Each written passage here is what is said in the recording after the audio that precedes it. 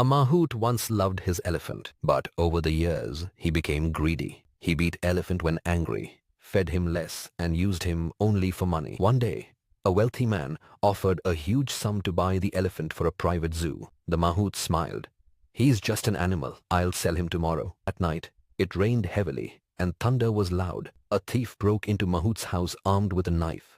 The Mahout shouted for help, but no one came. Suddenly, the door burst open. The elephant ran in, making loud trumpet sounds. The thief ran away, very scared. Tears filled his eyes. Mahout stared at the elephant he had mistreated. The next day, the Mahout tore the sale papers. "From now on, I serve you, my friend."